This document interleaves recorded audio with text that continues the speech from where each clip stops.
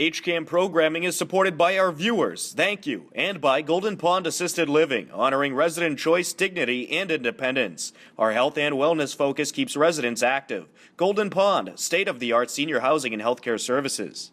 And by WPC Pest Control, a family-owned business for over 35 years. Owners Jim and Rebecca Mazzucchelli provide honesty, respect, and integrity, performing safe and effective pest control services. They service your home like it's their home.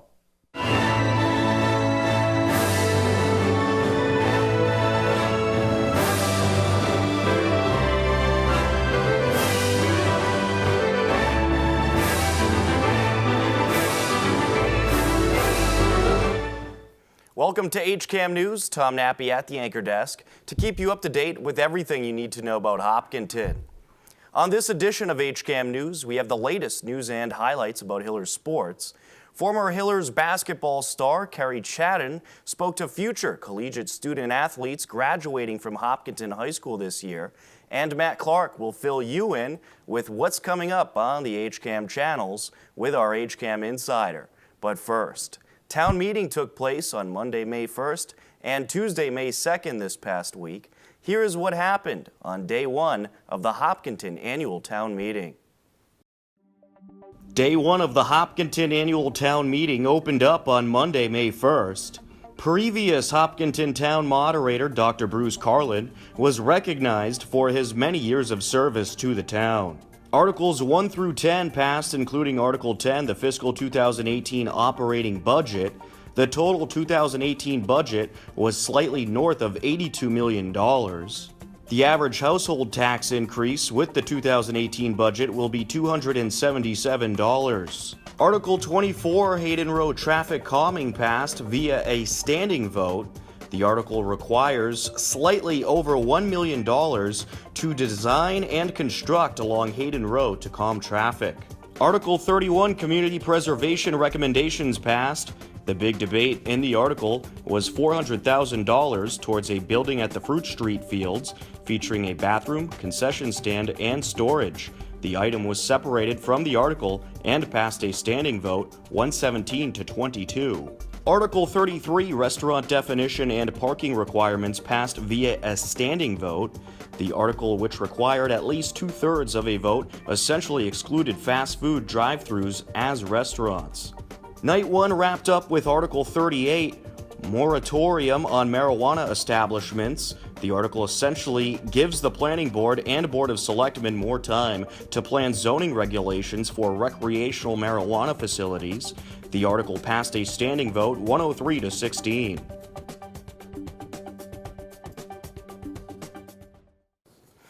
After getting through 38 articles on day one of the annual town meeting, day two picked up with Article 39, Sign Bylaw. The article lays out guidelines for business signage, including limiting signage to the first floor of a building. Here is a look at day two of the annual town meeting.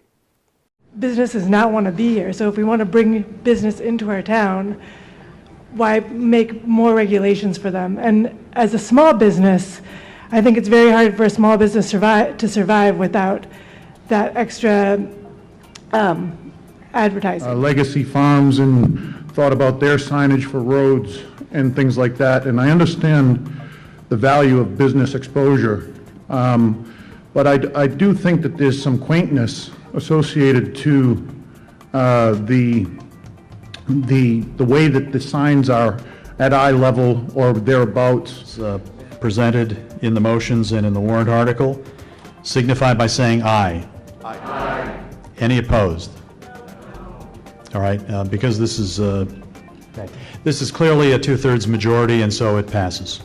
Article 41, Minutes of Public Bodies, raised a bit of debate. The article encouraged town government boards or committees to approve minutes of their open sessions or meetings within 40 days of that meeting. Not trying to be punitive. We don't want to be punitive. There's no need to be punitive. We're all volunteers. We're trying to tighten it up, set an expectation, and see how it goes. If the next year everyone's typing 365, trying to turn in their minutes, we'll do something a little bit different to adjust, but let's not make this bigger than it needs to be. All those in favor of Article 41 as presented in the warrants article, signify by saying aye. Aye. All those opposed? No. and it's clearly majority. Article 44 set the town meeting quorum to at least 75 voters. Currently, the only quorum requirements is 100 voters for any article regarding or related to town finances. I move that the language of Section 4713 of the general bylaws as proposed under Article 44 of the annual town meeting warrant be amended by striking the term 75 voters of town therefrom and inserting in place thereof the words a number of voters equal to 1% of the number of registered voters of the town as of December 31st of the most recent year ending in a 2 or 7 as determined by town clerk. So the section would read as follows. The presence of the number of voters equals 1% of the numbered registered voters of the town as of December of the most recent year ending in a 2 or 7. The amended article requiring that at least 1% of the town's registered voters by resident Darlene Hayes ended up passing. Also the limit of just 3. I have volunteered from bunches of groups in this town who could benefit from being allowed to participate in this. So I wonder, are you pitting volunteer groups against each other, vying for the opportunity to get this opportunity? Article 45, alcohol sales at town facilities passed.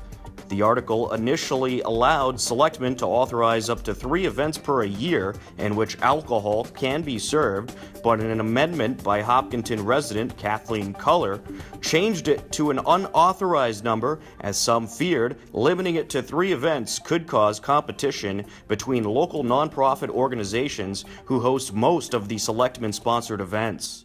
You know, we were trying to do it in a way that we were trying to be as conservative as possible in putting this forth before town meeting.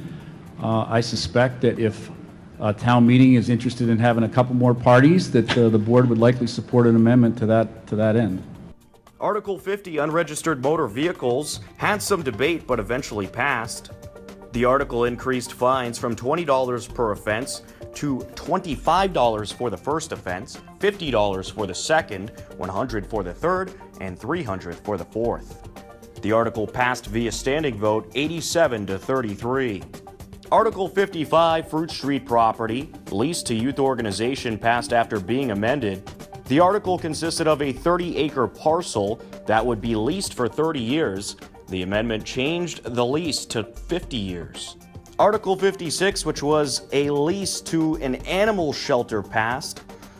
This article leases 5 acres out of the 30-acre parcel leased on Fruit Street to an animal shelter. The article was also amended to a 50-year lease. Article 62, constables. The proposal was to make constable an appointed position by the Board of Selectmen rather than an elected position. The article was the only article to straight out fail at town meeting. The article was defeated 66 to 36 per standing vote. The final article, Article 63, approved Courtney Mello to the trustees of the school trust fund in the town of Hopkinton.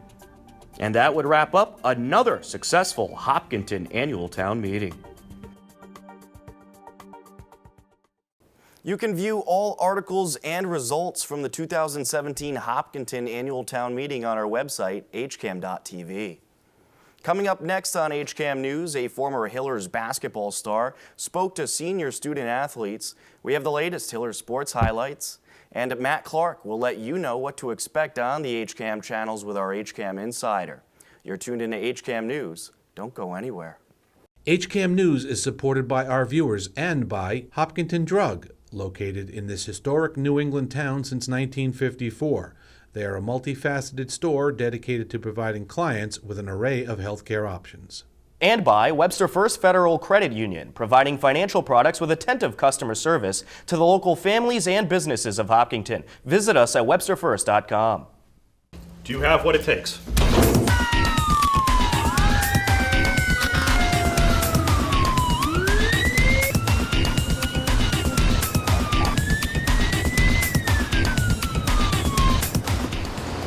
Will you make a difference?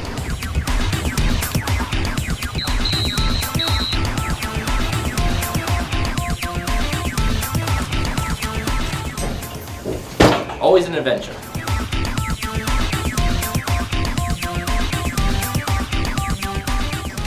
police and fire working together.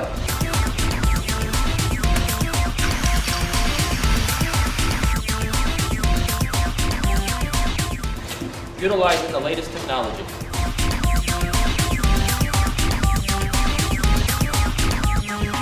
Do you have what it takes?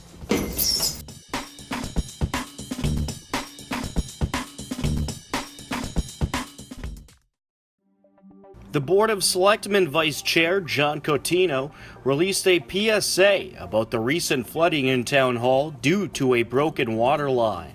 Hello there. I'm John Cotino, Vice Chairman of your Board of Selectmen. On the afternoon of Tuesday, April 11th, a water line ruptured on the third floor of the Hopkinton Town Hall, resulting in devastating damage to the building's 4 floors. Town Hall was evacuated, and public safety personnel responded immediately.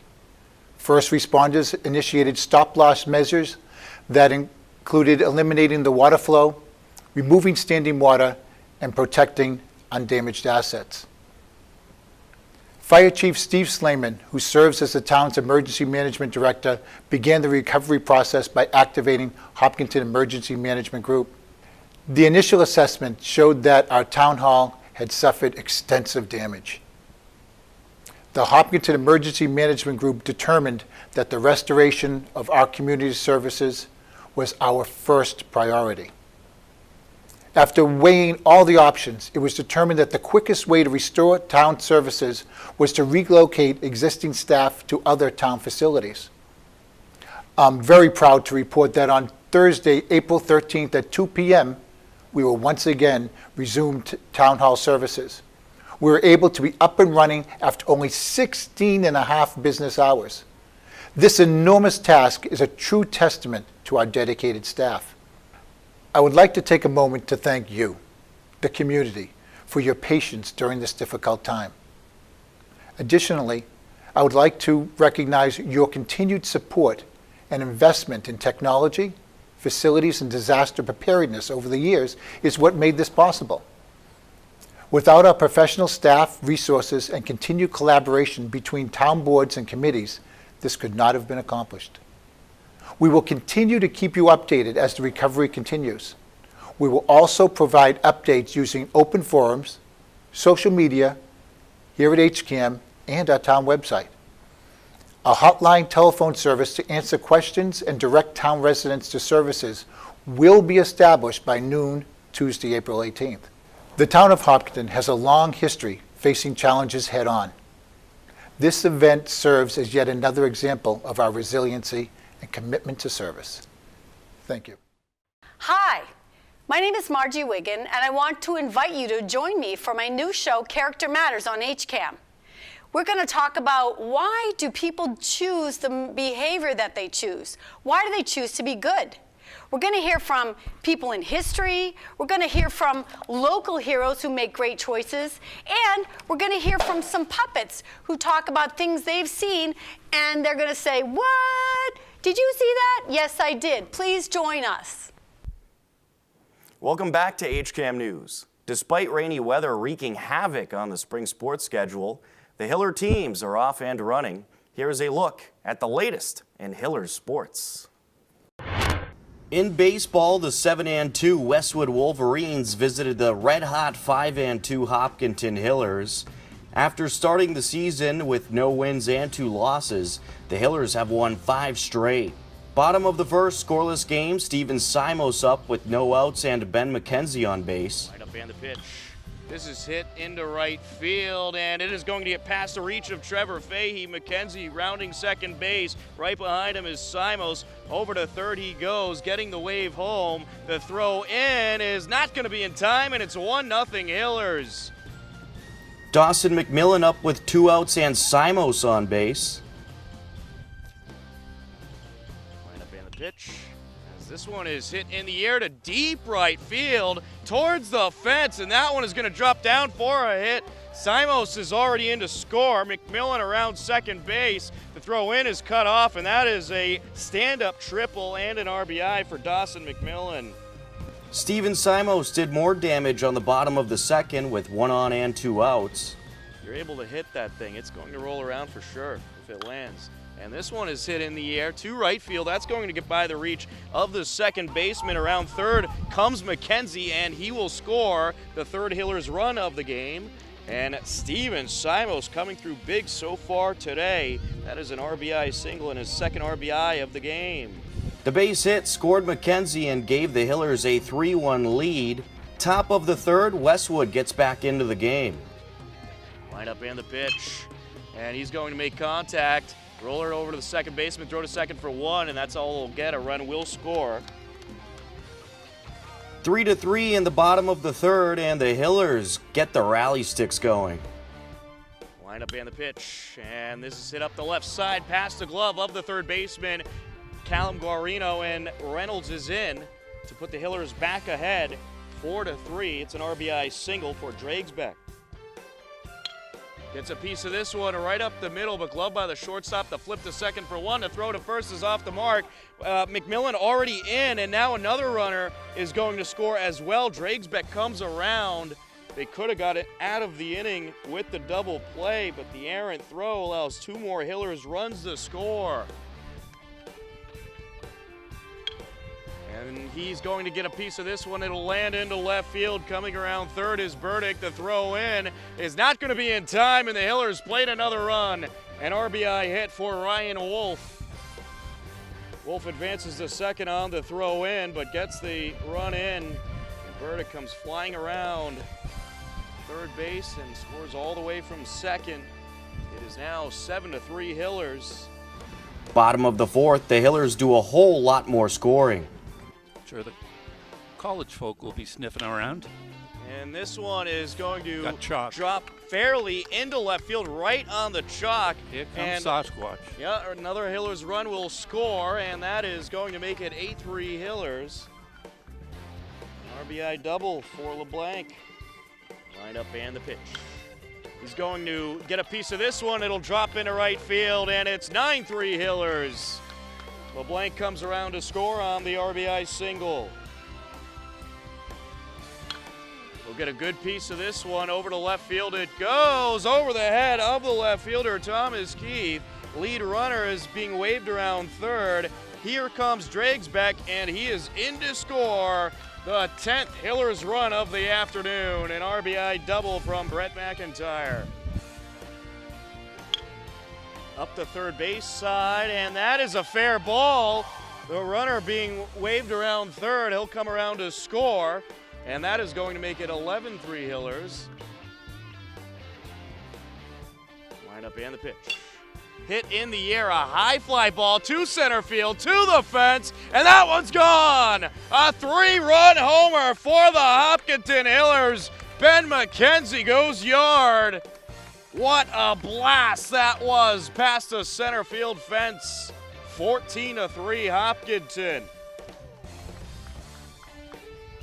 That's why you at home ought to come down and catch a game.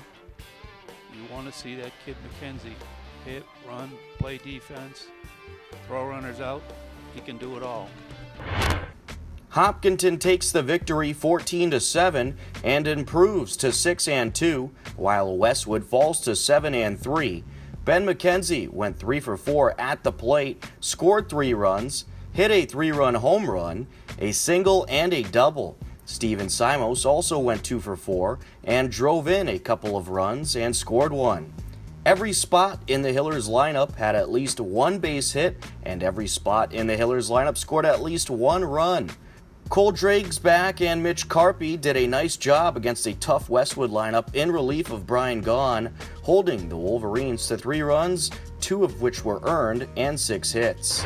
Taking a look at the other Hillers spring sports teams, Hillers softball stands at 8-1, boys lacrosse 8-2, girls lacrosse is 5-5 on the season, boys tennis 8-1, girls tennis 5-2, boys and girls track are both 3-0. To say the least, the Hillers spring sports teams are performing quite well. Former Hiller girls basketball star and now girls varsity assistant coach Kerry Chadden spoke to Hopkinton High School student athletes at the Class of 2017 breakfast organized by the athletic department. Here's a look at the speech from a great Hopkinton High School success story, Kerry Chadden. Detective of the Warwick Police Force and has been there for 17 years. And we remain friends and we get together socially. And she has children now and it's just weird. But I will tell you, there's not a person in the world that I would respect more. And I'm really looking forward to her speaking because she hates it and I'm going to really enjoy her uncomfortableness. Kerry Chadden.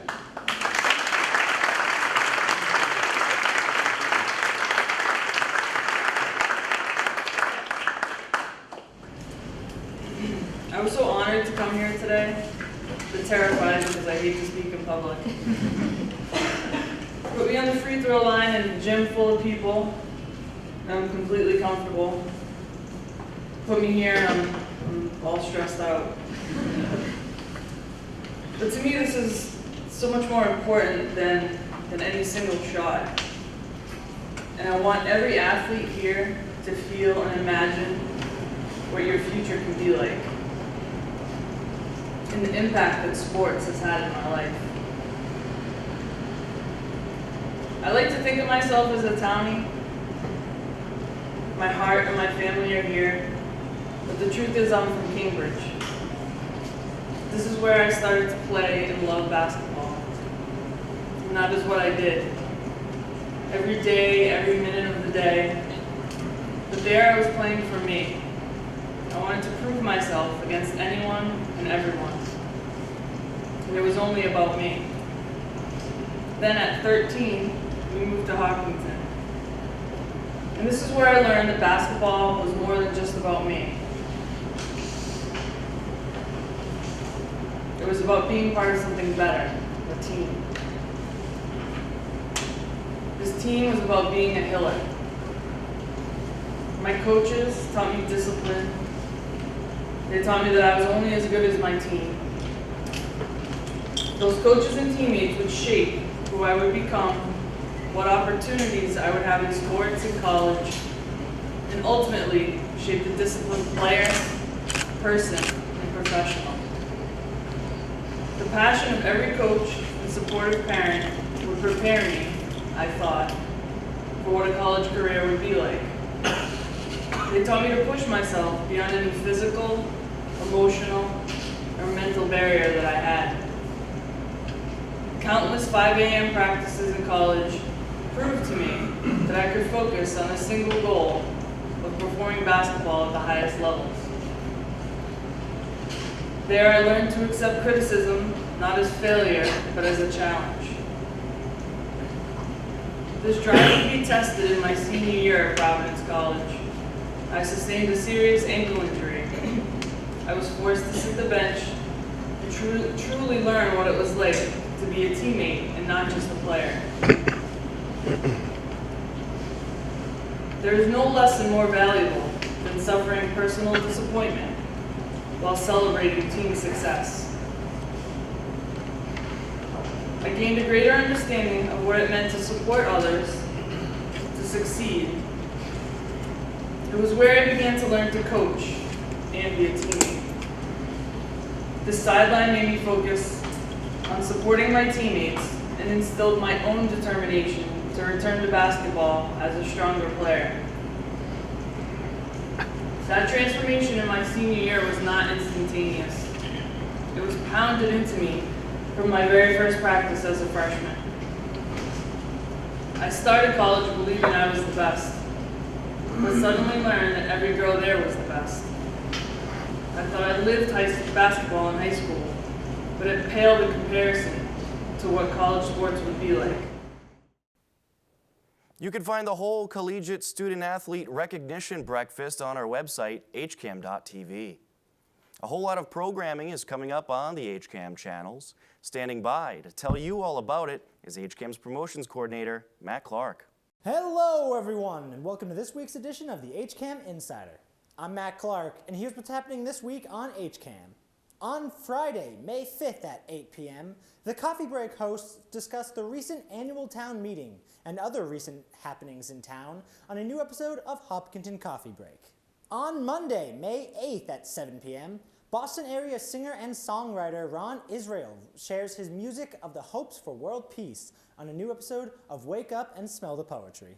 And at 7:30 p.m., Dr. Kathy McLeod talks with Craig Hay and Dee King about the music and athletic programs in the Hopkinton school systems on a new episode of Highlights from the Hill. On Tuesday, May 9th at 6 p.m., the Board of Selectmen's meeting will air live on HCAM TV. On Wednesday, May 10th at 7 p.m., the women of the Hopkinton Historical Society and Public Library share stories about the many important women from Hopkinton history on notable women in Hopkinton. And on Thursday, May 11th at 7 p.m., the Hopkinton School Committee meeting will air live on HCAM TV. And on HCAM Ed, the Hillers Boys Baseball vs. Westwood game will air. If you want to know more about all of HCAM shows before they air, then head over to hcam.tv/connect, where you can sign up for our HCAM Insider newsletter. Or if you want to know more about what's happening in Hopkinton, you can sign up for our daily news updates. That's all for this week's Insider. I'm Matt Clark, and as always, thanks for watching. Back to you, Tom. Thank you, Matt. That will just about do it for this edition of HCAM News. Don't forget, you can stay up to date with everything Hopkinton by checking out our website, hcam.tv, as well as our Twitter and Facebook page. Right now on our website, hcam.tv, you can view more about this past week's annual Hopkinton Town Meeting, plus more about Hiller sports. If you have a Hopkinton-related video, photo, or story idea, I want to hear from you. Email me at news@hcam.tv. With your help, we'll cover even more of our community. For everyone here at HCAM, I'm Tom Nappy. We leave you now with the current community listings and upcoming government meetings. Take care, and as always, thanks for watching HCAM.